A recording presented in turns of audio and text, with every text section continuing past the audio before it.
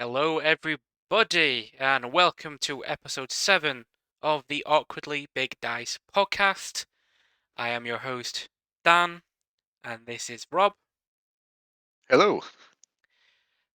Going to be talking about the same thing we talk about nearly every time, which is Dungeons and Dragons, doing our sort of spell of the week, monster of the week, in whichever order the dice decides, and then we've got a topic, a new little thing we're going to try after that.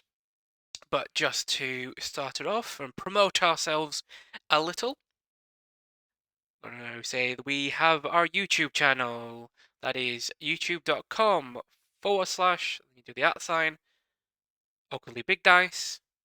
That's where you'll find the edited VOD, slightly edited. I do a bit of sound audio editing, a little cleanup here or there.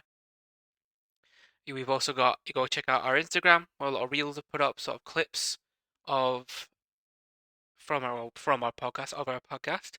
Same on YouTube, sort of the shorts thing as well. But go to instagram.com / awkwardly big dice. We're also on Twitter if you want to get any of the same sort of updates you'll find on Insta and on YouTube. And that is that's just awkwardly big die on Twitter. And obviously we're here on Twitch where we have our live streamed episodes. If you want to check them out, if you're on YouTube, you come check them out on Thursday, UK time, 8 p.m. So I think we're BST at the moment, but UK time, we record episodes of the Awkwardly Big Dice podcast. Anything else you need to shout out, Rob, or want to shout out? I think I covered everything right. Did my due diligence. Yeah, I think you got everything. Good, good.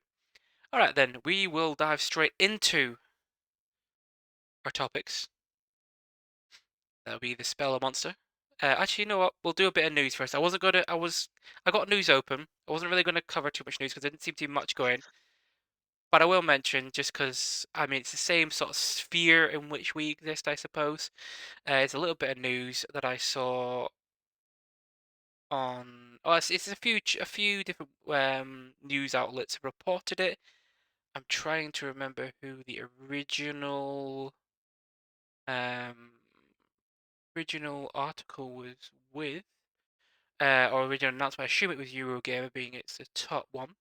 But for those of lovers of Dungeons and Dragons, you will find that famous voice actor Doug Cockle will be doing, or has, I don't I think has yet, I think will be doing a actual play D&D show. So Doug Cockle, for people who don't know, is the voice of Geralt from The Witcher. Oh, He's got numerous other people joining him for a actual play D&D show. I believe it's going to have like a limited runtime as well. But just people looking for any sort of news that's out there. That's the main thing. There was a little bit of something about, like, again, the writers of Baldur's Gate. Baldur's Gate being the big thing in the D&D community right now. Everyone's talking about it. Everyone's still doing content, even though it came out like a month now, nearly 2 months ago. 2 months ago on PC at least. Everyone's still talking about it. So there's a few little things out there about like how long. Like for example, there's one of the top ones and it's repeated because it looks like it must have been come from an actual interview. So yeah, it was an interview with Rock Paper Shotgun, and it was one of the writers who talked about having to do. That sounds like it was a chore to play Dungeons and Dragons, but he played Dungeons and Dragons for 20,000 hours in sort of preparation to make him a RPG expert, so that he nice. That's could a lot. make the game. That is a lot, but then you think about how many hours you play in an average session. It's probably not that. It's not too many sessions, right? So we play what? We play on a Friday, and we So about play 5 hours. 5 hours. So that's 20,000 hours is Four uh, thousand sessions. 4,000 sessions. Yeah, so it's. I guess it is a lot. That is a lot. Yeah. Hmm.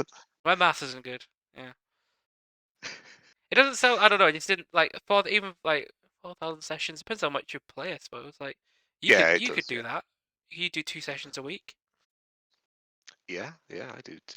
Yeah, so 2 sessions, 2.5 sessions a week because we do Saturdays sometimes as well Mm. with Gareth being in Australia. Just do It a takes you half a it day. take you years to do it, but Yeah, Larian have been making Baldur's Gate for like 10 years, so this is true. Yeah. me trying to justify my idiot moment, but yeah. So I think over 10 years is manageable as long as you're playing probably more than one game a week. I don't know. Didn't seem like a lot, and then I thought, wait, not minutes, that's hours. I don't know why I just went 20,000 minutes. Could do 20 that. hours yeah, that's a lot. I mean, I've played some video games for an incredibly long time, and I don't Hmm. think I've hit that. Um, but yeah, Yeah, I yes, think the big thing with me was then it's in one of the articles it said 20K, and I was like, what's 20K? Oh yes, 20,000. Believe it or not, that's numbers are not my strong suit, despite the fact that I really love Dungeons and Dragons, which is all about numbers. It's not all it's about. common. It's a big part. Uh, but yes, I suppose it is. Just play it for the imagination, play it for the laughs. That's why we play Dungeons and Dragons. But now So, we shall move on to our topics of the week. That's my pen rolling on the desk, if that was picked up. And we'll roll for it. I'm going to use my go-to dice, the ones that sit in the tray. So we'll we use this go. one today Very because it's nice. pretty. Same old. And we'll go with because this is also my most unlucky dice, though I use it more than any other.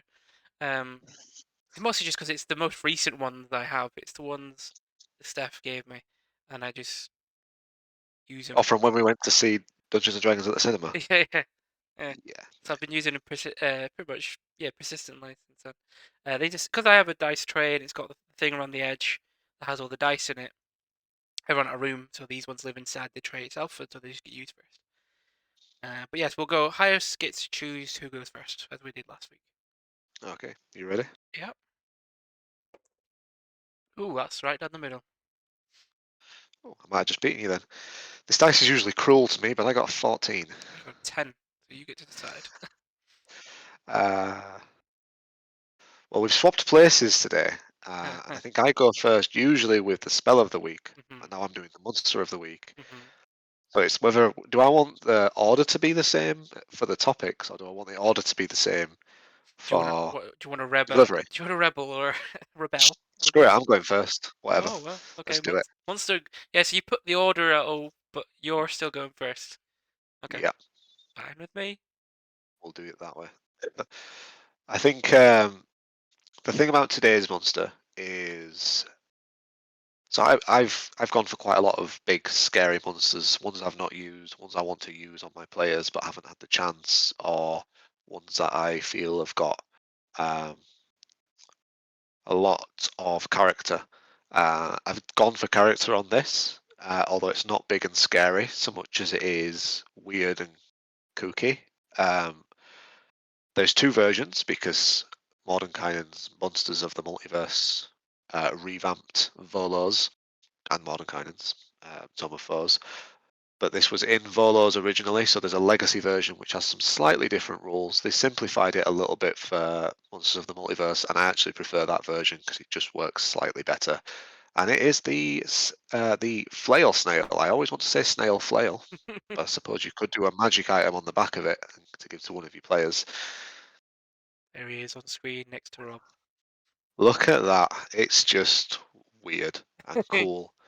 And is it's weird. yeah, it's an interesting creature. It's only challenge level 3, so the way I kind of see creatures like this, a lot of DMs will like to use running themes for their creatures, whether it's devils, undead, like or early game orcs, or like in one of my campaigns, a mixture of orcs and UNT. There's a lot of themed enemies. This really is just it's technically an elemental, which I always think is good about these types of creatures because they can kind of then fit anywhere. And I can really just imagine this as a one-off creature that just gets kind of found by the players, maybe in a murky corner of a sewer or a swamp, or perhaps they've gone into the Feywild or some of the elemental planes and they've found some sort of crazy snail on their travels. It's definitely not a boss, No. but it's a fun little encounter nonetheless. It has a lot of character. Um, it's got AC 16, but it can improve that to 20 if it hides in its shell. I believe it still has that on there. Yes, it does. Yeah. So it doesn't need to use an action to do that. It just does it and gets out of its shell as a bonus action. Although technically it is in its actions page, but I think that you could allow it to just do it at the end of its turn, if I'm honest, just to kind of increase the fun of the encounter, make it a little bit harder to hit, Yeah, and then so pop out next turn. by the rules, by the way the stat blocks usually work, yeah, it would be its interaction to hide Yeah, inside its shell. That feels a bit harsh, but go on. I would allow it to just do it at the end of its turn, or maybe sacrifice some movement to do it. But it's not got a lot of movement anyway. It's a slow boy Mm-hmm. or girl, and it's got 10 speed. So it's not fast at all. It's got a good chunk of hit points, 52 hit points. For its level, that's not too bad. Or you could Yeah. maximize it to a full 75 as the dice is 5d10 plus 25. Um, it's got fairly decent strength for a monster. Good con, 20 con. Everything else is 0 or negative, which means it's pretty weak to spell saves, but it does also have an anti-magic shell. So the snail has advantage on saving throws against spells, and any creature making a spell attack against it has disadvantage on the attack roll. Now, this is where you'll see some different rules. If you look at Volos, this then goes into a little bit more of a complex interaction where a dice roll is involved depending on what happens. If you're in Monsters of the Multiverse, if the snail succeeds on the saving throw against the spell, or if the attack roll misses it, if it's something like Eldritch Blast or Firebolt, something like that, or perhaps Chromatic Orb or something like that, the snail's shell converts some of the spell's energy into a burst of destructive force. If the spell is of first level or higher, each creature within 30 feet of the snail must make a DC 15 Constitution saving throw. Again, that's not a super high check, but it's high enough that it'll catch a couple of players out sometimes, especially if they're like Duncan and they dump con. Um, and then they take a little bit of extra force damage, 1d6 force damage per level of the spell on the failed save, or half as much damage on a successful one. So it's going to do damage to you if it passes a save or if you miss it with a spell. And if you've done a level 9 spell because you somehow had access to that and it survived the check, then it's going to potentially do a fair bit of damage back to you. I think what's more likely is you'll maybe try and hit it with a level 1 to 2 spell based on its challenge rating, maybe 3 at a push. Okay. Um, Or a country. yeah, if a cantrip misses, it doesn't do this effect because it's damage based on the Yeah. level of the spell. But it's still hard to hit it with cantrips as well, so they are still counted as spells. Mm-hmm. Um, so it's quite a kooky little monster. It also has a lot of attacks because it hits with all of its flails. Mm-hmm. The flail snail makes 5 flail tentacle attacks. However, it did get a bit of a nerf in that respect when it went over to Monsters of the Multiverse. It's got 10 reach. That's not changed. It's a +5 to hit. I don't believe that's changed. No, it has not. And it is now 1d4 plus 3 bludgeoning damage, meaning it maxes out at 7 damage per attack, whereas before it was a d6 plus 3, which means it maxed out at 9 damage per attack. So not a huge nerf, but a nerf nonetheless. Some people don't like rolling d4s. I just don't like standing on Nobody does. Nobody does. them. Well, Great don't say defense against home invaders. that. I just reminds me of the Home Alone, but for D&D nerds. But anyway, uh, D4 and the hazards of them aside, it also has another ability that it would do as an action called Scintillating Shell. Now, this doesn't recharge on a dice roll, it recharges on a short or a long rest, which is an interesting thing because I've never really had monsters need to do those. So that's Yeah, an yeah, interesting yeah. concept. Probably won't ever happen. So it'll likely get one use out of it. The snail's shell emits dazzling coloured light until the end of the snail's next turn. During this time, the shell sheds bright light in a 30-foot radius and dim light for an additional 30 feet outwards from that. So it's pretty standard range for most light-based things, so it's usually between 20 and 30 feet. The creatures that can see the snail have disadvantage on attack rolls against it. In addition, any creature within the bright light and able to see the snail when this power is activated must succeed on a DC 15 Wisdom saving throw or be stunned until the light ends. And the light ends at the end of its next turn, Mm. so it's going to catch someone out. It, Decent, yeah, decent for low challenge, so low level players. Be fun. it essentially means that you can, by doing that, for a turn, it's already at disadvantage to be hit with spell attacks, obviously at advantage to save against spells, and can then also be at disadvantage to be hit by weapon attacks. Basically, I think there's disadvantage on attack rolls against it. So yeah, ranged weapons and melee weapons are going to be at disadvantage to hit that thing. The I think obviously if you had some sort of blind sight, if you decided to take that feat as a fighter, then you'd be fine to hit it. But that's not something people typically take unless they're going for pretty niche characters. Mm. So yeah, it's a pretty interesting creature. There's a strange bit of lore on it. It's not got loads and loads of information. I think it really just leaves it for the DM to make up a lot of Mm. the information. But I really like where is it? Is it on the old piece that it says it? It's the same on each, I think. You talking about Uh, the shells, like how it's have got a value? no, that is interesting in itself. If you look at the actual one from Volos, it's got something called Trail of Treasure.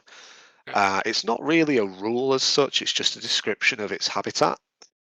Left undisturbed, a flail snail moves slowly along the ground, consuming everything on the surface, including rocks, sand, soil, stopping to relish crystal growths. So it eats gemstones. So you'll find it maybe that'll probably help describe where you would maybe find one. There might be natural gem growths in Mm. somewhere. And other large mineral deposits. It leaves behind a shimmering trail that quickly solidifies into a thin layer of nearly transparent substance. Inedible to the snail, this glassy residue can be harvested and cut to form window panes of varying clearness. It can also be heated and spun into glass objects of other sorts. Some humanoids like making a living from trailing flail snails to collect the glass. I just think that's cool because you can really think about what the environment of the encounter is going to look like. Yeah. There could be a herd of flail snails that are supporting a glassblowers guild or something. I don't know. Mm. Just weird. They're they're an interesting creature, right? Because I don't think you mentioned it, but um, despite obviously the image that you can see of the flail snail being a does not portray its large size. No, Like it's large. It's not like a little normal snail. It's a big thing that I scoots did around. neglect to mention that. Yeah, that it's so it is large. Um, and yeah, you could you could have all kinds of fun with this creature. You could Um, ride it if you wanted to. So yeah, large creatures can be ridden, so you can ride it if you want. I've got this now. I've got this image of if Steph's listening, she'll like this because she was the one that informed us that the glass blowers furnace, the bit where they pop Ah, the glass in, is called the glory hole. yeah. Um, I've got this image in my head of like almost like a carriage being pulled along by 6 or 8 flail snails, creating a huge surface of glass that is then like almost harvested into this furnace, and then like there's just a guy just making glass sculptures on the back of it. Definitely be an interesting encounter, that's for sure. Yeah, they're quite interesting anyway. Like they're quite fun. I Yeah. always forget that they're a thing. Um, didn't actually realize until today that they were large. Always kind of just assumed they were little, like no, not obviously. I thought they were like small. I wouldn't didn't think they were like large. I thought they were big snails, but not True. like um Even a small creature size would be massive for a snail, but no, yeah, these are large. large. Yeah. Also, like with the I know you don't always have to pay attention to the alignment of a monster, Yeah. but the unaligned thing is quite common with beasts and monsters and things like that that don't have like Low intelligence creatures low like this has got yeah 3 intelligence as well. yeah low intelligence, essentially, non-sentient, I suppose, um creatures like this one. This, yeah, it'd be quite fun.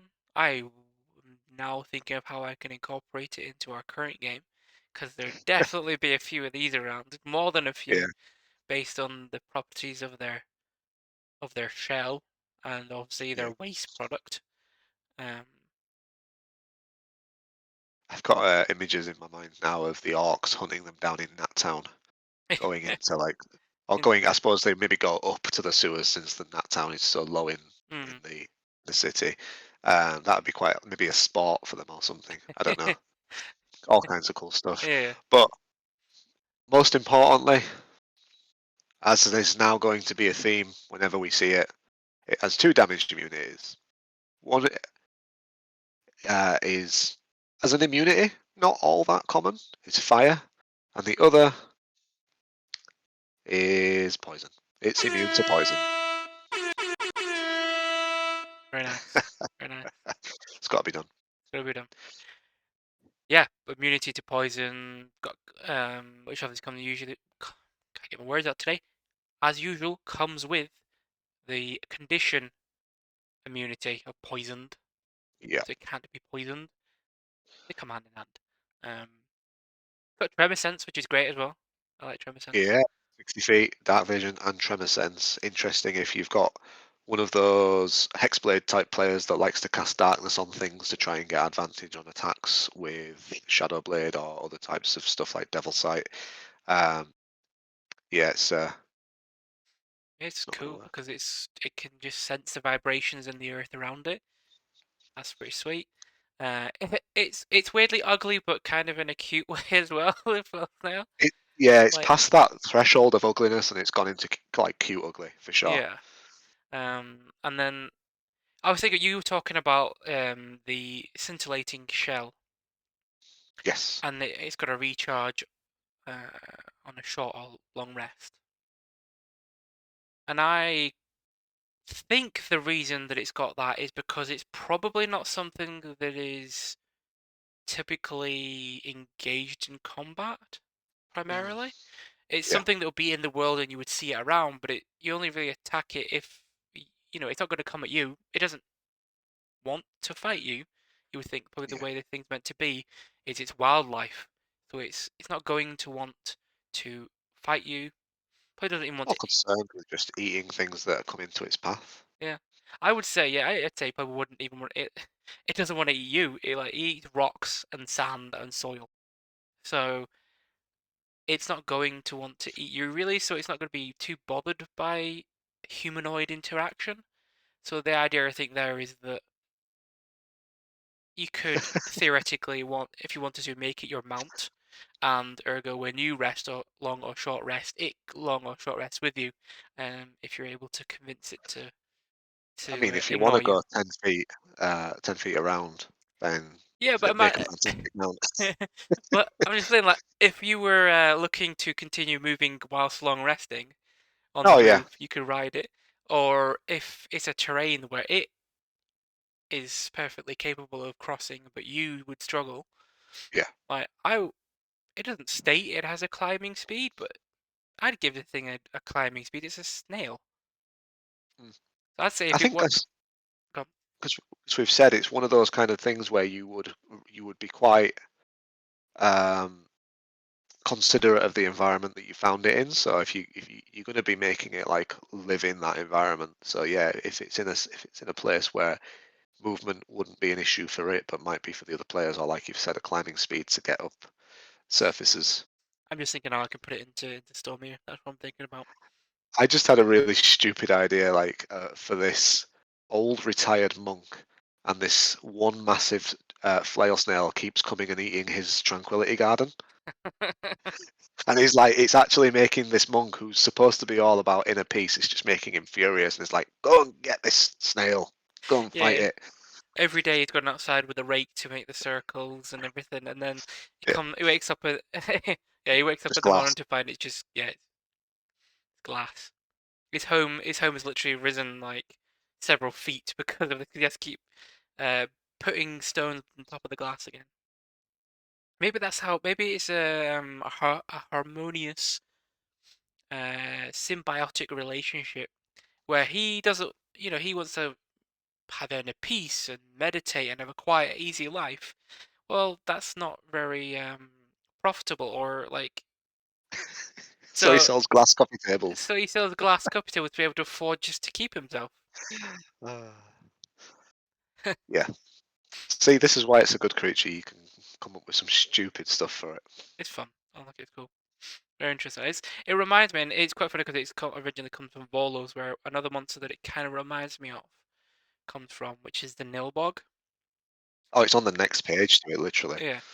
Um, and that's because they're kind of like monsters that aren't designed to be like aggressive and do a lot of damage against you. They're more designed to be really difficult to fight. So the fight is more challenging than like dangerous, I suppose. Yeah. It can turn a lot of your abilities against yourself, which is what the Nilbog. Awkward encounters Awkward are encounters. interesting for that kind of thing. I can't remember what that one's like. Maybe we'll do it next week. Yes, I like the Nilbog, so if we do end up swapping, if we end up swapping, then I will definitely do it. If not, maybe you do it. I don't know. But we'll do it at some point because it's fun. Nilbog. Yeah, for sure. But this was the Flail Snail. For those who want to check it out. Snail, flail, flail, snail, snail, flail. For those who want to check it out, it's in Volos, and it's also in Monsters of the Multiverse as well.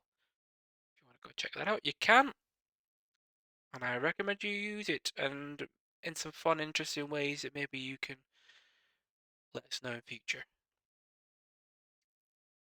Shall we move on now to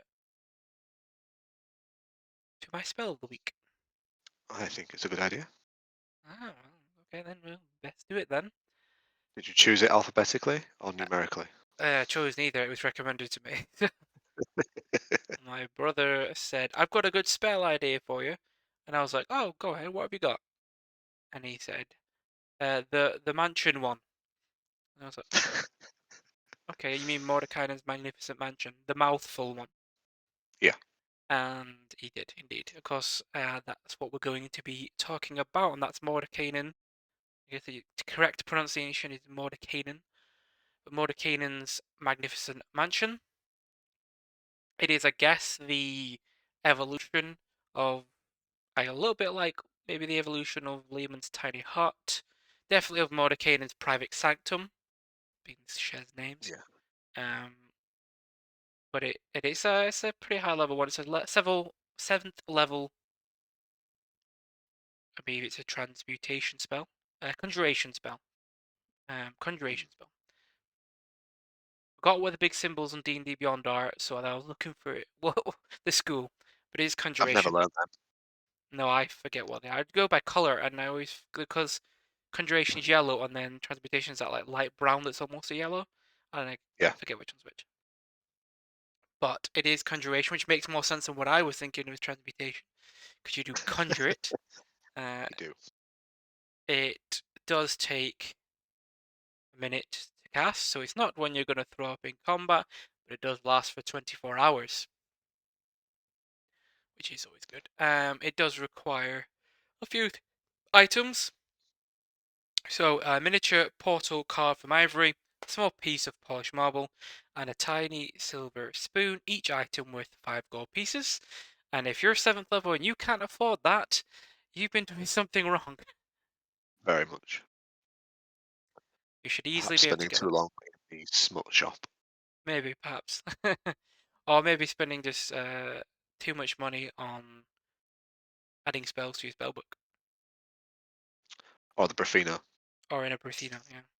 Or perhaps your DM's being really cruel and is not allowing you to find these little items. Um, Not what I would do. Not my cup of tea. No. In fairness, the cost is so small for those items, I would probably just be like, you've probably found them in the market.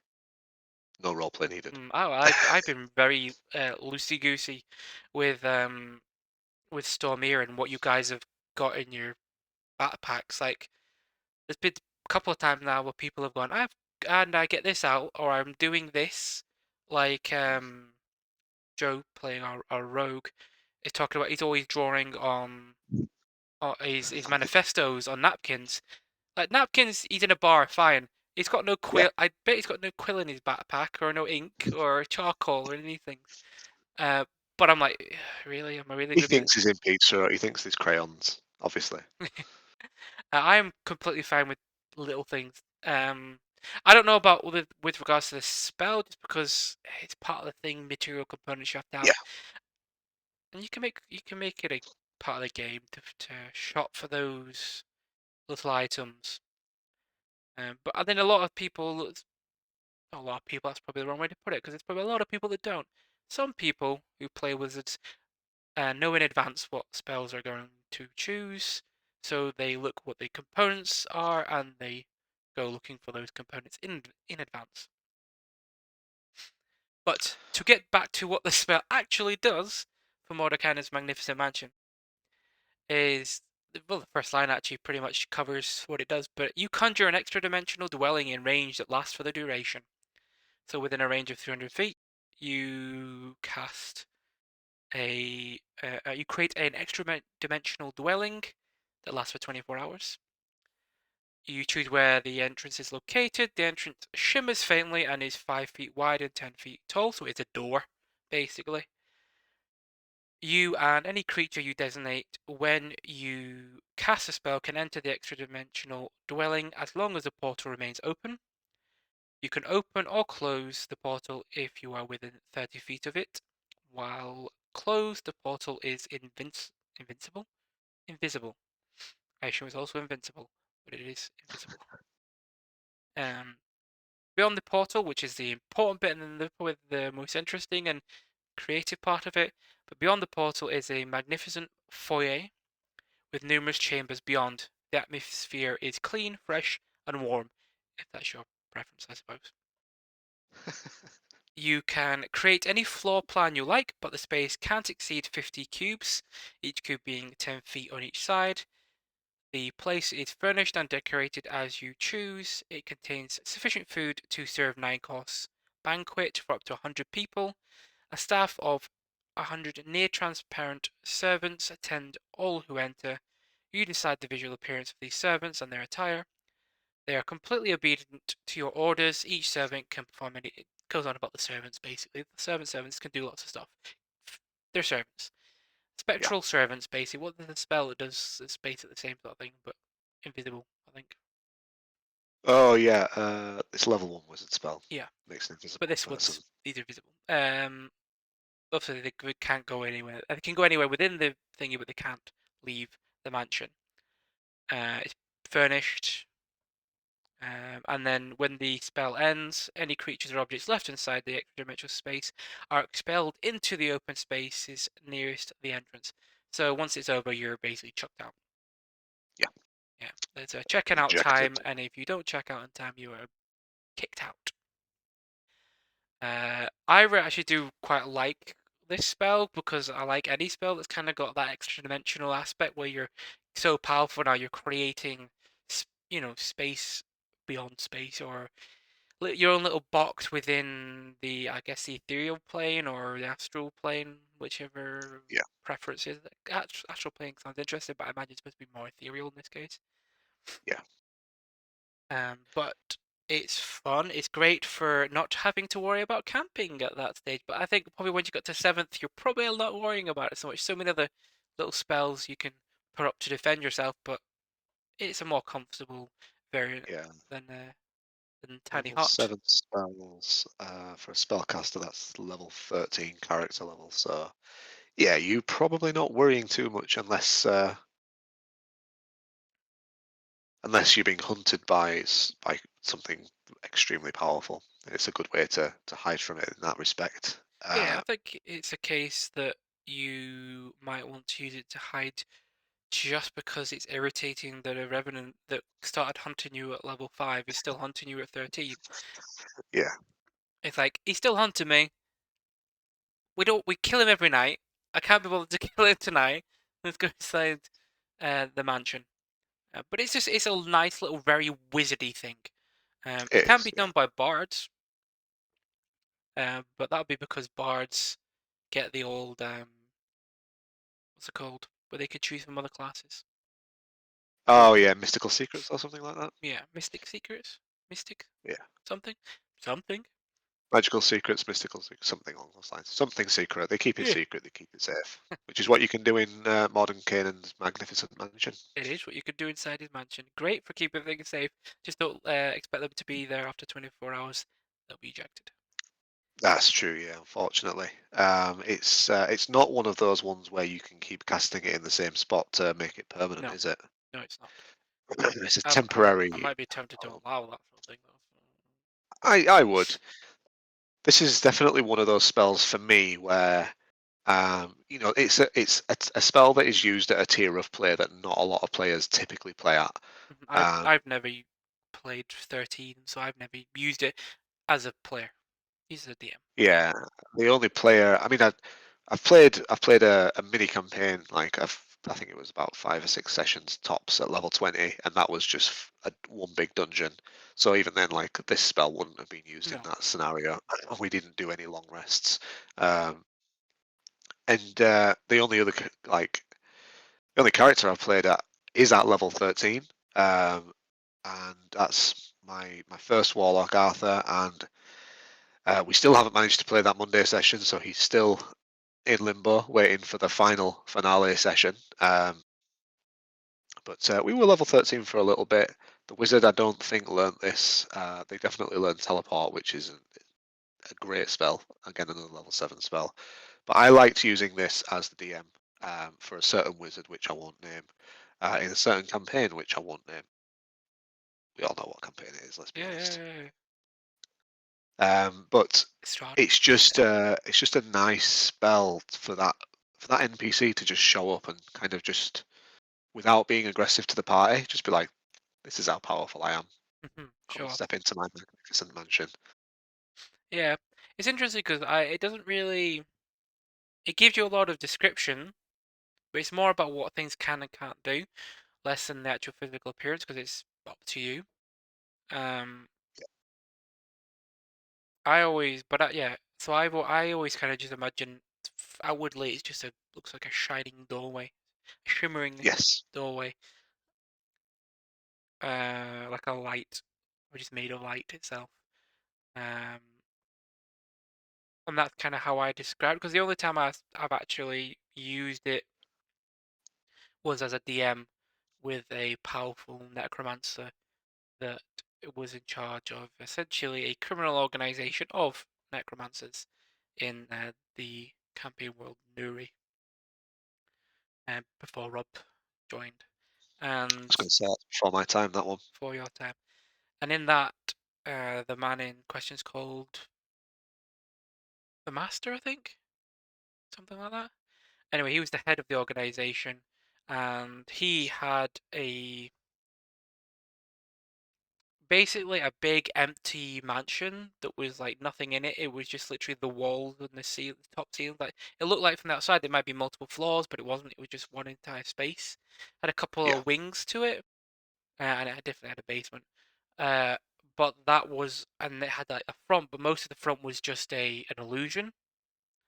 Because the idea was that he doesn't actually need a mansion. He has a mansion for like showing off, for display purposes, to show power and I guess for people to know where to find him if they need to. And the players went in, and there were all these he had zombie servants for the exterior because it's good to have them, and he's a necromancer. Also sets tone, but it was basically just a big dusty hallway that at the end of the hallway is a bit of a dais. Atop that dais was this shimmering doorway, technically protected by a bone naga if anyone decided to play games while they were in there, mess around and try and attack the zombies or whatever. The bone naga was there. Um, That's cool. but the master, I think it was called the master. He's inside, spends most of his time in there in one of his wings, and there was some NPCs that the players were looking for, who were hiding out largely from the players themselves, but from the general authorities in his magnificent mansion. And the idea was that every day he would just refresh it, and they would be inside. That's the only What time was I its really used it, casting time? and it Cast- took. Hmm? 1 minute casting time. So yeah, you just need to step outside for 1 minute every Mm, day, basically. yeah, and for him it just made sense because he was supposed to be really powerful. I wanted to make it very clear to the players how powerful he was, even though they had literally just robbed him by breaking into his secret laboratory below his manor. But they met him, they went in. But it's a big display thing, so it's the idea you go in there, this guy can do this. This is very powerful magic. He and I was like, well, he could just shut you out if he wants to, right? It makes doesn't I don't think technically it says that anywhere in the spell that I read. But if he wanted to, I was like, I just imagine he could just kick you out anytime he wanted to, just revoke access. Yeah, So the players were warned that was a case. He said I could have you removed at any time I want, so that they knew. Like with it, I could have just been. It could have been bravado. Doesn't really matter. He never actually had to do it. But he took them to see the criminals the players were hunting for. And in my head, it was just when one of these corridors, and inside was like a from the outside, just like a door. You go in, it's almost like a woodland cabin, like a warm, right. like sort of warm, cozy cabin on the inside, and it had like It looked like it had windows, but obviously they were just illusions out and to let it look like it's the woodland, and the whole crew that they were hunting was in there, and That's really cool. the master was there just to keep the peace, I suppose. But it was interesting. It was cool. Obviously, in the current campaign, World of Stormir, lots of these exist. Like Mm. all the top wizards and the like will certainly have these. Imagine even if you're not a wizard, you've probably got a few scrolls of this laying Yeah, around. or Um, perhaps an item that just can recharge every day and just make you a demi-plane. I'd imagine it's Not a demi-plane, sorry, a magnificent mansion. yeah, kind of like a demi plane. Just imagine a magic key. You just to do that in the air, turn it in the air, and it creates a doorway. Yeah. Be I cool. would like to kind of combine that spell and the demi-plane spell because the demi-plane is the 8th level spell that is very similar, Mm. It but creates the doesn't it? 30-foot square Yeah, but the box. 30-foot square after that basically always exists. It's just that you create a door for an hour. Mm. So it's and you can connect to a new space every time you cast it, or you can connect to the previous space. Mm. So you can the door only lasts an hour. You could literally lock people in there, Mm. or you could try and hack into other people's ones as well. So Mm. I've always kind of felt that those two spells are almost from a story perspective, Mm. especially if it's an NPC that's doing it or a magic item that's doing it. Kind of, I've typically combined them a little bit in Mm. my mind or my lore, I would say. It's similar. They're But similar. You could always argue that the mansion exists even when it's not. It just exists in the mind of the caster.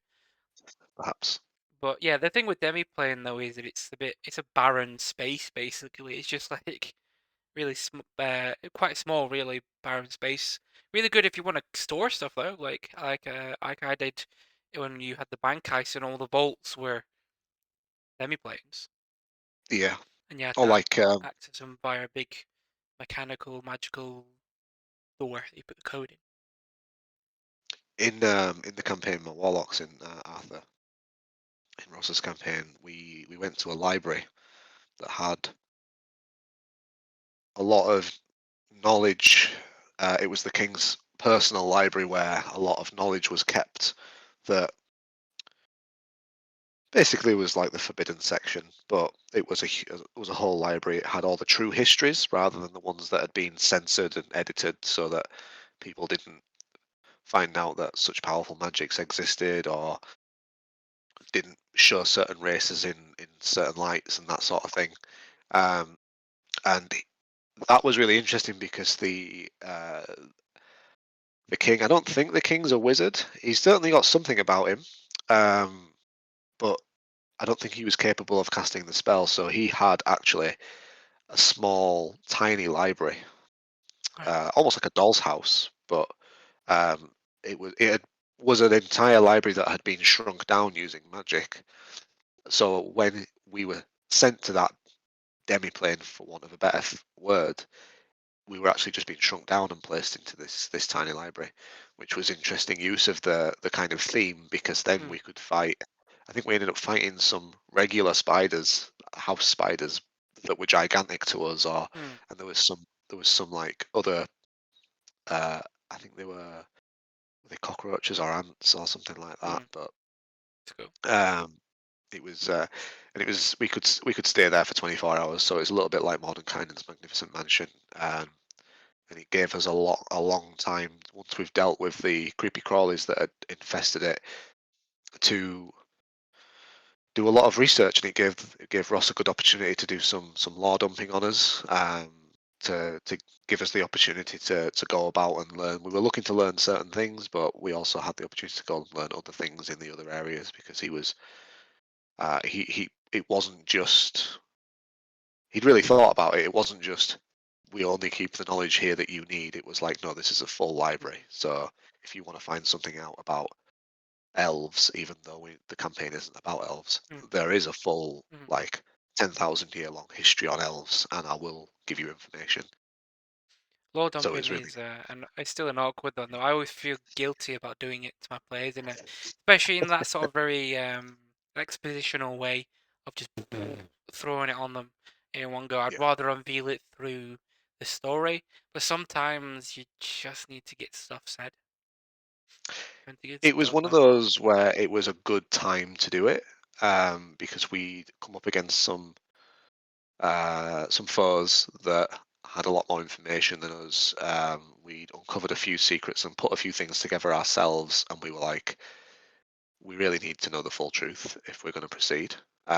So it was kind of like he had revealed bit by bit a lot of information, and then we were able to go in there and get the rest, if that made sense. Yeah, It was yeah. quite good. But yeah, I do enjoy this spell. Me too. But we will move on from spell of the week since we discussed it at length. And we will move on to our new sort of segment. Also, usually we talk about different aspects of the game and how our opinions on different parts of the game or how to run things. This one's a little more, I guess, kind of tutorial-ish. But I'm going to test, mostly just test Rob's improv skills.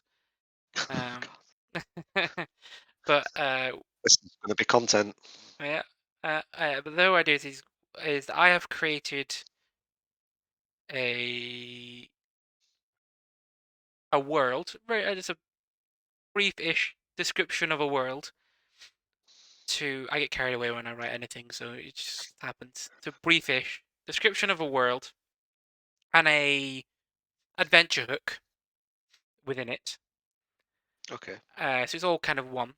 So to give you that inspiration to say what sort of character Rob would play for that world, that campaign, that adventure, and we'll go through what Rob would choose as a class, subclass, preferences. I think you'll come up with something based on it. I'm pretty confident.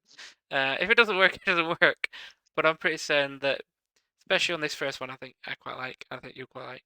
That you'll come up with something. Because also I'll be talking for a bit, just reading out what I've got, and it'll give you time to think. Yeah, because I've not heard any or read any of this information. No, So I hit wanted me you with to it. go in fresh, so that you just see how quick, or how quick, but how you come up with things, and then we'll go back and forth. We're not going to do like rolling stats and all this sort of stuff. This should just be like the basics of things like your personality, background, and stuff like that, and see what sort of stuff we can come up with. But this one, I've got two, but I'm going to do this one first because this is the one that I liked first, or the one that I came up with at a really weird time when I was supposed to be sleeping. So to begin, in the holy principality of pizza, His Holiness the Deep Pan Pope has summoned champions and heroes from across the land. A disaster has taken place. An act of unspeakable evil has occurred. The paladins of the pepperoni, the soldiers of salami, and the cheddar champions have all been slaughtered. Worse yet is the circumstance of their slaughter, defending the mighty mozzarella. This, the most divine of cheeses, has been taken by an evil that left the warriors in defense of the mighty mozzarella burnt and crispy. Word of this atrocity has spread to all corners of the land, from Calzone County to Stuffed Crust Coast to Mushroom Mountains. And with it travels speculation and rumour concerning the culprits. Was it the jealous pineapple prince who was exiled for his contradictory nature? Was it the rival nation of Vegetable, who have long persecuted the Fruit people, allies of the pizza? Or perhaps it was the seafood sorcerer and his anchovy armada, who many consider to have no place in pizza. No one knows for certain, but you stand before the Deep Pan Pope and His Royal Highness, the Pancetta Prince, being asked to find out and return the mighty mozzarella to pizza. That is my adventure and description of my word that I came up with in the middle of the night. Well, it's no secret um, that I hold pizza above everything. That is why I chose pizza. What kind of character would you go with in that world? There's a couple of ideas that float to the Throw surface. them out. Some weighing heavily on existing stereotypes, like a bard that wants to sleep with everything, i.e., a bard that wants to stuff every crust. That's a good one. That's something we could go with, or potentially some sort of maybe a sorcerer or maybe some sort of sorcerer, spellcaster, wizard, possibly warlock or druid. There's a few ways you could do it, but it would be some sort of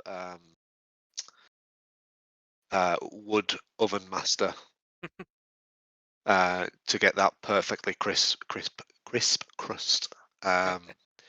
If it was a warlock, I would weigh heavily on the fiend pact that, or perhaps actually the Ifriti Jinn for the pact, so that you've got the kind of fire element style Yeah, it could be theme like there. a jalapeno devil, even.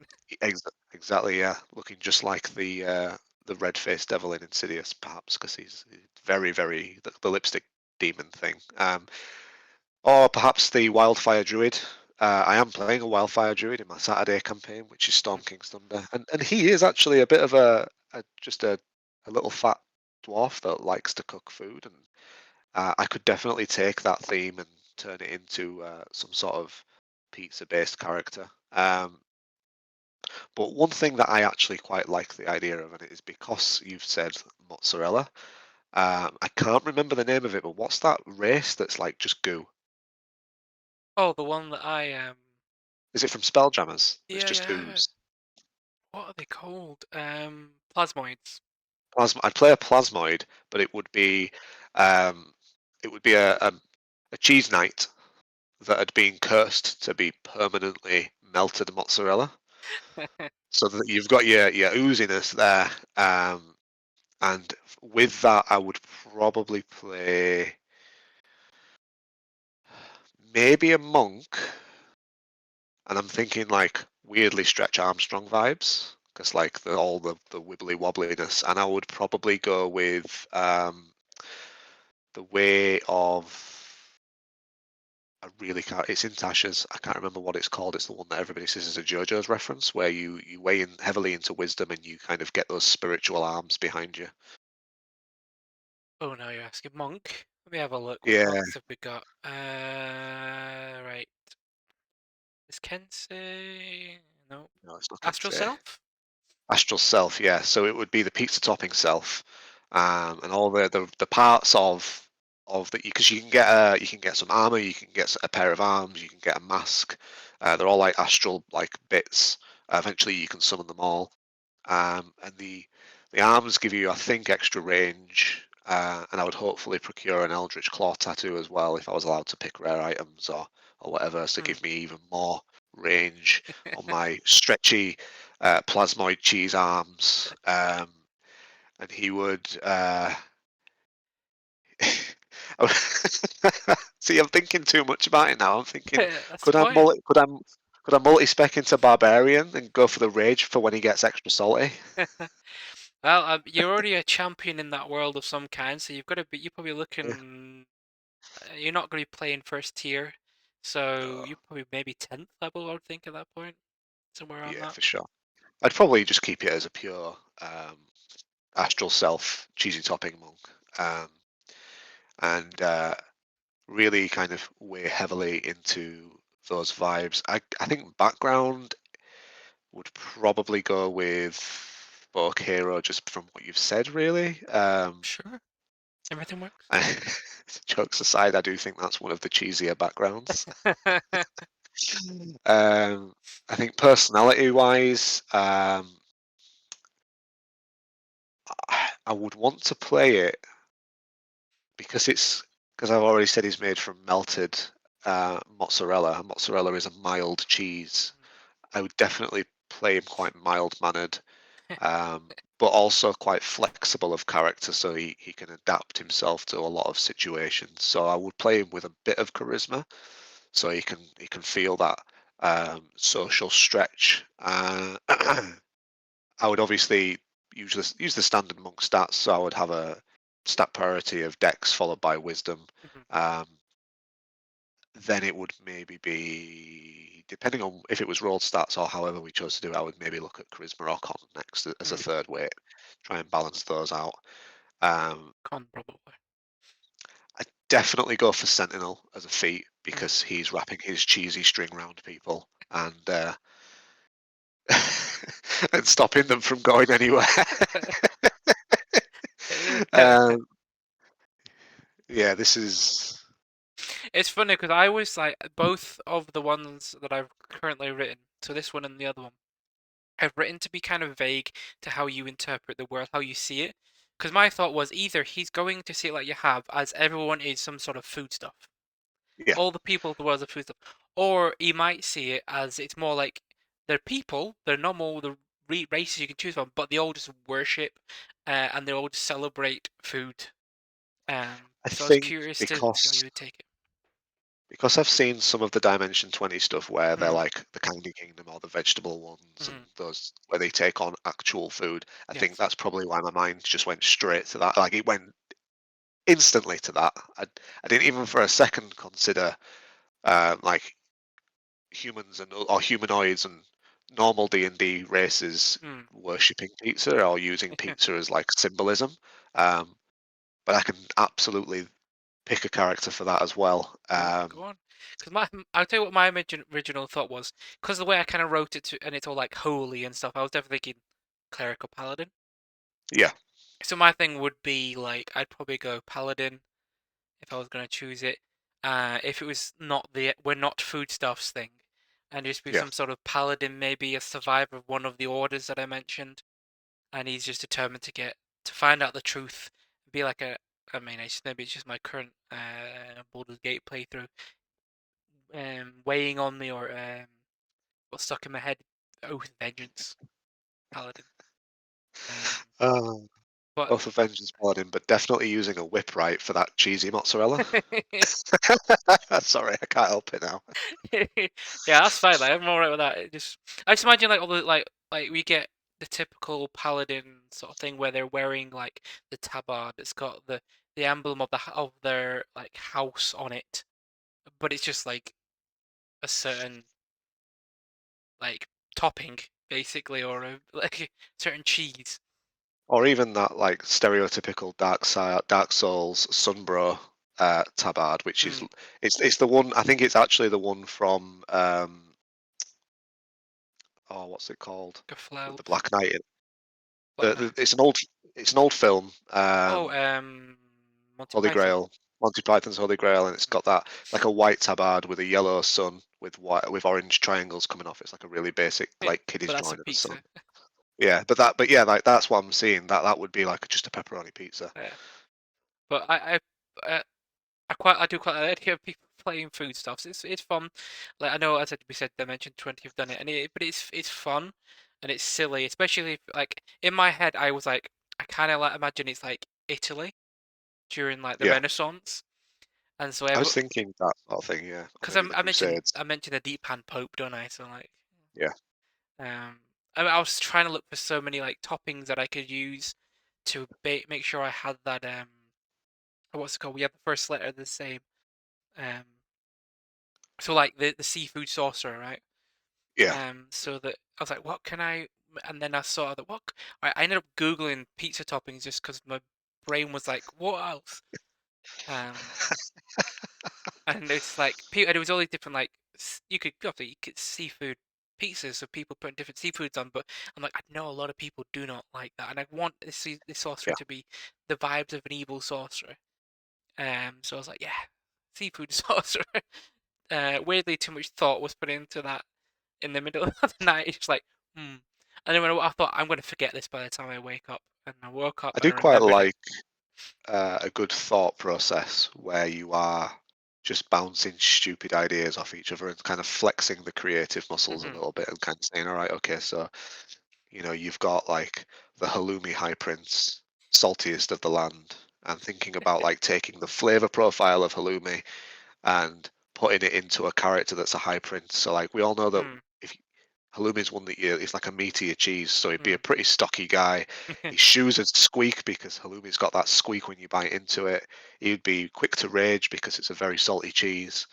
Um, and then you, He's just particularly salty about everything. Like, yeah, just one of those like he's got this, boomeranga basically. look at He this just gets stola de mozzarella. I'm going to go get him. yeah, you could really have fun with that and really add character to it.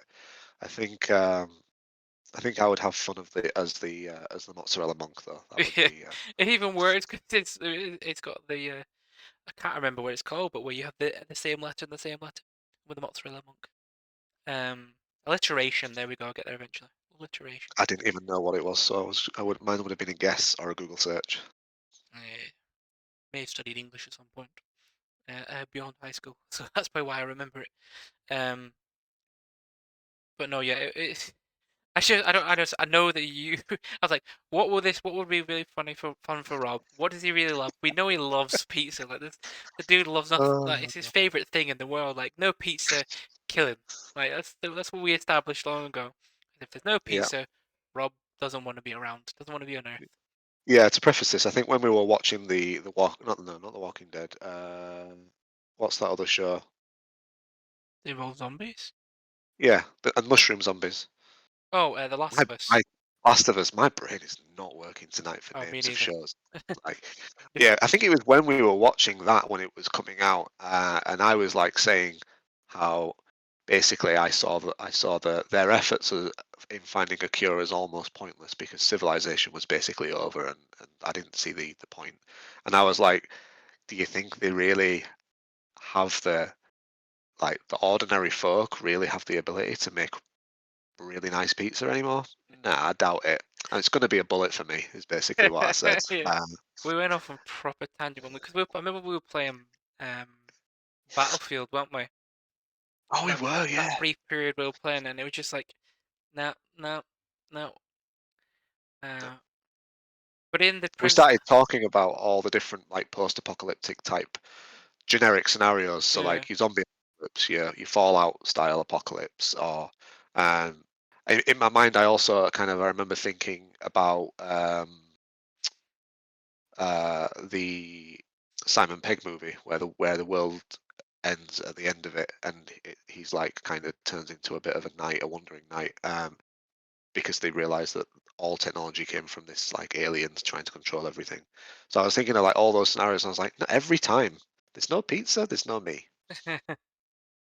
which is why I chose to have like a heavily pizza influence uh thing with the Principal. I was like, what? I want the land to be pizza, that was like the host thing. The land has to be named like it's been named with the pizza.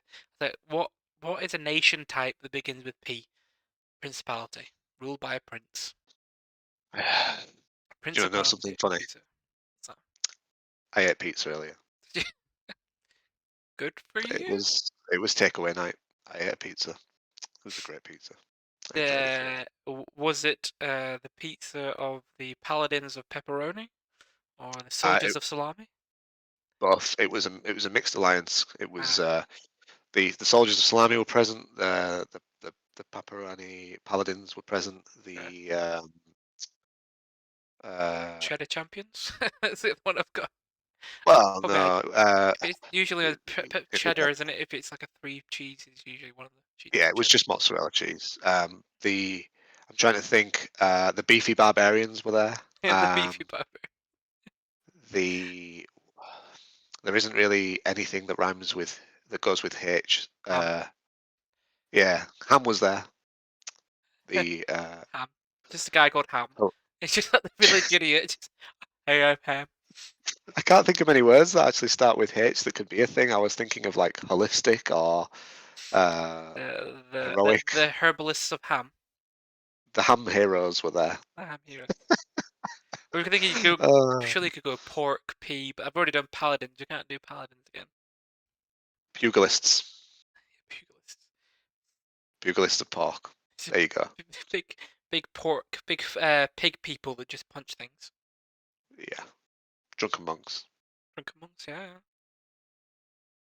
But see, you thought that was going to be a right challenge to come up with something, but it I wasn't. was not expecting that. I was expecting you to basically be like, um, just describing something like a normal D&D world. Hmm. But no, that was good. That was a good thought exercise. We should definitely play that at some point. We could do. Tell you what, It's we. like a mini. You know when we did the Orc mini campaign, Hmm. we could do something like that, Tell like 4 or 5 weeks. you what, we'll expand on it. I know because we've got we got some time left. Why don't we expand on it? So you said you're going to play the monk, the mozzarella monk, right? Yep. And is he from the Principality of Pizza? I would assume so, being he's the mozzarella monk. Yeah. But yeah, okay, okay. Yeah, he would be. Yeah, especially if um, he would probably be an offshoot of the Paladins of Pepperoni. Ah, okay. Um, so they're more like in the way that paladins are more armored and righteous and using martial weapons. The monks, although they are fighting Hmm. monks of mozzarella, are more about achieving balance of flavor. And Balance of flavor, that's good. and I'm quite proud of that. And striving for that singular inner peace, that one crust. The one crust, that one Yeah, the piece one of crust the one crust. above us all. And so And yeah, yeah, so I see. definitely some sort of order there. I'm imagining. See, like paladins are typically like viewed as your holy knights, right? So they're associated with things like Crusader knights, um, your Knights Hospitaller and Knights Yeah, Templar. And whereas your monk, just because you're like you said you're associated with him, I'm thinking of like an actual like Christian monastic monk living like a friar, but he's could be martial artist, right? Like yeah. because It'd be like that's what the Knights Templar were all monks, really. They were warrior monks. yeah. So these would be monks that had probably taken some sort of vow to just protect the sacred recipes Yeah. up on the up on, up on the sourdough mountains or something. I had I don't. mushroom mountains. Oh yeah, Fair. yeah. You said Mushroom Mountains. Yeah, so up on the fungi peaks. Um, they'd be like monasteries that housed all the recipes, and what they would actually break down to would be um, the kind of correct combination for um, almost like like your Space Marine chapters that are made up of all different things. Like Yeah. it would be that for the knights. So you'd be like it would be like the houses, but it would be they would be known as recipes. And it would be like you would want every like 5 pepperoni knights, you would need to have um I can't think of any other stuff, but you're like different ranks of knight and Templar and all that, and it would Night all Captain. yeah. Yeah, I was just thinking of like a scene of like you get it in. Well, Lord of the Rings has a scene. I think Attack on Titan is a really good one as well. You know, you get the knights sort of thing where they ride through the streets and everybody's cheering them on, celebrating. You got the kids that go out with flowers and stuff like that, and it's just these like, like pepperoni and mozzarella balls just riding on. I don't know what animals they ride on, but maybe they're just horses for some reason. And it's The just like thing is, a like, little black olives coming out with these little like flowers offering to the knights with these like big eyes on the olives. bouquets of oregano. The thing is, though, is like, Herbs and so like, spices. it would have to be that because you've got to think of like if everybody's made of toppings, Mm. then they can't throw toppings at each other because that's like throwing flesh. So that You can't you throw need to think tomatoes of if you're annoyed. yeah, exactly. You need to think of other things to throw that aren't like because we can throw flowers and stuff because we're not flowers. So you couldn't say they throw slices of pepperoni and like slices of salami But then because you maybe you're might be thinking about it too deep, too and they deep have pan. too deep, man. Um, it's got to be a little more thin crust. With this, Yeah, maybe they just have really like like a some sort of tomato cleric, just or who's likes to cook on the side. He cooks with little baby tomatoes. Like maybe they do eat tiny little versions for themselves, but you just never reference it. You never talk about it. So it's like one of those well, like Rick and Morty or Adventure it's the Time episode weird where stuff they or go in SpongeBob. the Rick and Morty are fleeing from more Ricks as they've left. This, I think it's an early episode, and they Mm. go into a universe where it's just pizza people, and they phone up and they're like, "I want to order a human," and and like they're almost saying like borderline racist things because it's a pizza saying it about Yeah. people, so you can get away with it, and it's like I want to order like half and half and stuff like that. Like I can't remember what they said, but it was like, yeah, it was something I'm not going to repeat for YouTube. That's for sure.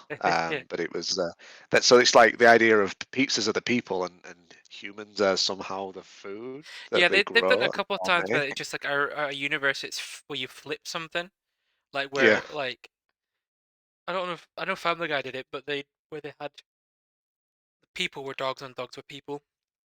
You swap the two around, or Oh was yeah, it one where chairs? I think Rick and Morty had one where it was like chairs that sit on people.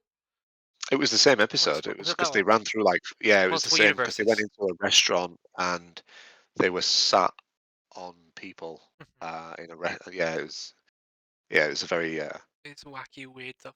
Yeah, but definitely people like it. with the pizza world, I think in my head it's still all cartoons though. It is a cartoon. Yeah, I don't. Oh, yeah, I don't see it. It's not a live action because that's just not real. You may as well just go I the kind of complete opposite direction. thought of it as I kind of see it in Final Space type Hmm. animations. Yeah, yeah. I think would work quite well for it. Like Cookie Wife. Yeah, Remember Cookie Wife? Ah, Cookie Wife was great. I love that. Cookie Wife. instead of that, it'd be Stromboli Wife. Cookie Wife. But I think that's a good spot to call it a night. You say? Yeah, I think that probably works out quite well. Because we've done that. I said I do have another one, but I'd rather save it for next week. I quite like this Next one. week or another time. Or another time, or whatever when or how we decide to do it. But we will call it an end to this episode. So as usual, thank you for watching the Mhm. 7th episode of the Awkwardly Big Dice podcast. you can follow us on Twitter, Instagram, YouTube, and Twitch. All Ockley Big Dice, except for Twitter, which is Ockley Big Die. You'll find it either way, I would think. But yes, go to YouTube tomorrow, and you will find the VOD will be on there, so the on-demand video, with it slightly being edited just to clean it up a bit. Put it on there. You can also check out our shorts from previous episodes. Check out our previous episodes if you want to see the full discussion and get all the context of our little jokes that you see in the shorts or you see on Instagram Reels. Like and subscribe. That'd be really nice. You can do that. Maybe you never know. There might be some sort of karma in the universe that makes all your dice roll 20s if you subscribe to us. Can't promise anything, but there's a good chance that it will happen. I think it'll happen. I think you click that subscribe and it's magic. It's D&D. Unless your name is Joe. Sorry, Joe. You're Nah, man. always going to know Yeah, that. I that's think it's just a done deal already. it's just whatever curse is upon him one day will be lifted. Perhaps he just needs to subscribe over and over again. Just create new accounts and just keep subscribing. Yeah, I tell you what. Yeah, you do that. You do that, Joe. That'll appease the dice gods. But yes, thank you for watching. Go check out all our socials, our YouTube, Twitch. Give us a follow, give us a like. I've been Dan. This has been Rob, and Hello. we'll see you next Thursday. Thank you for watching.